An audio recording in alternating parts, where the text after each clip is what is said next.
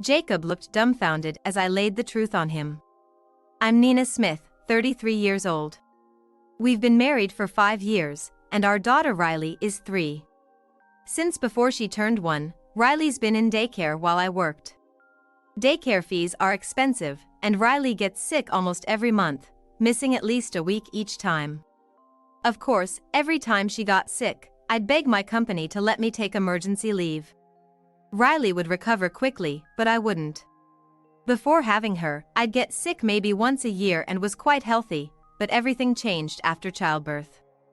At first, it was tough, so tough I can't even remember the specifics now because the days went by in such a blur. Now that Riley's 3, I finally have some breathing room. I've used up all my paid leave every year, and so has Jacob, but not for Riley. Oh, I think I'm coming down with something too.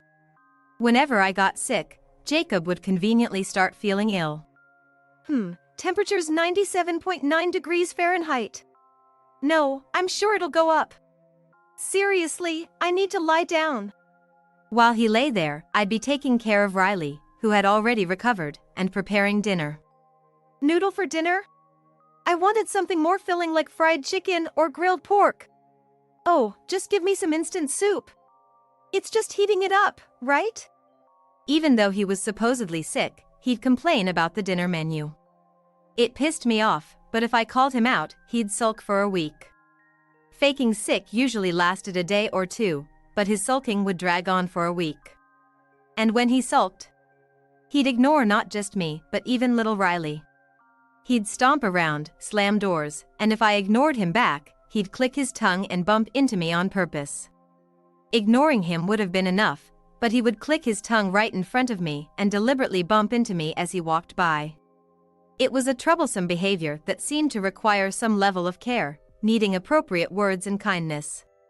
Turns out, I'm not the only one dealing with this. Other moms at Riley's daycare have husbands with the same illness. Guys are just like that. Even though they're like that, without them, we'd be in financial trouble. And they are still the fathers of our children. Just keep telling them daddy's the most important person in the house, and keep them wrapped around your finger, my mom friends laughed. I guess that's how it is. Everyone has some dissatisfaction and anxiety they endure. Jacob's attitude remained the same, and Riley kept getting sick. Although my days were hectic, they were relatively peaceful. But then a major incident happened.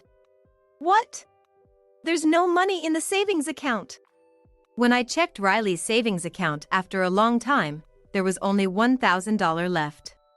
I deposit $400 into this account every month. It should have been close to $16,000 by now, and this wasn't an issue of card theft or fraud. Oh, yeah, I used it. Jacob admitted. I really wanted a motorcycle. Jacob confessed, pouting like a rebellious grade schooler caught stealing from his parents' wallet. He acted like a defiant grade schooler caught stealing money from his parents' wallet. If he were still a child, a stern scolding would make him cry and promise never to do it again. But my anger and disappointment didn't reach Jacob at all. He kept sulking. What? It's just a motorcycle. I knew you'd oppose it, so I didn't tell you. Since Jacob showed no remorse, I demanded he sell the motorcycle and return Riley's savings. But Jacob shrugged. No way. What? Why not? I don't have the bike anymore. I was speechless.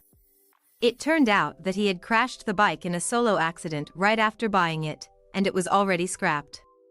The bike had cost $60,000, nearly 4 times the amount he stole. Of course, the rest was on loan. What about your savings?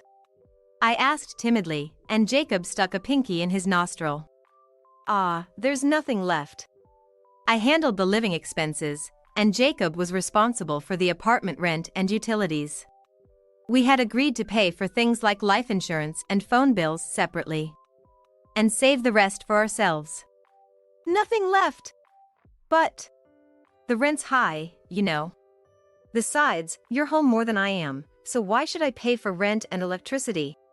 He was shirking responsibility, and I felt dizzy, holding my head.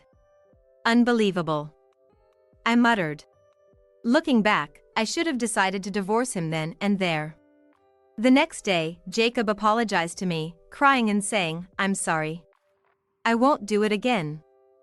Moved by his apparent remorse, I forgave him, saying, "All right, just this once." Thank you for forgiving such a pathetic me.